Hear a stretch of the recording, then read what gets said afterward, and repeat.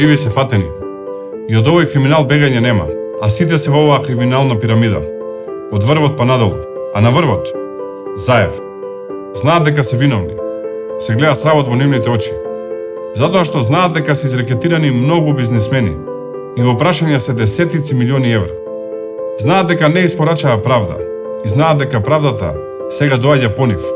И плаши што за брзо ќе нема заштита од обвинителството и судството.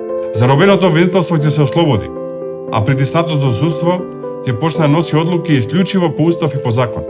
Ниту еден квази закон за јавното обвинителство нема да им помогне да избегаат од одговорноста за штетите кои ги направија, за криминалот кој блеска и за мафијата која за жал има своја држава.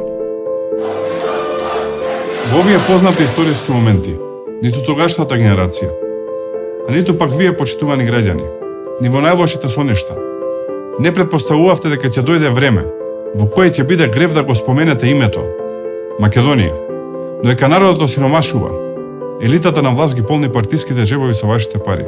Тендери се договараат по хотели, големиот брат мора да биде прашан за се и да добие процент од се. Заев стана најбогатото политичко семејство во Европа, додека Македонија официјално стана најкорумпирана земја во Европа. Владењето на Заев и Спасовски е прогласено за хибриден режим и ги имаме најниските плати и најнискиот економски раст на Балканот. Во Македонија економијата тоне, а корупцијата цвета. Дали е можна правда?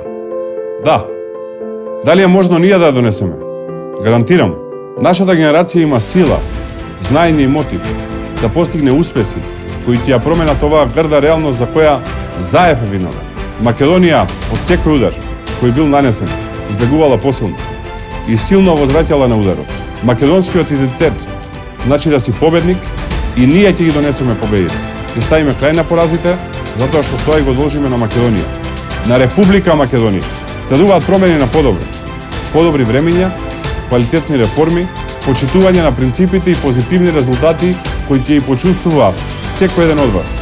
Тоа ви го ветуваме и тоа ветување ќе го исполниме. Обновата доаѓа.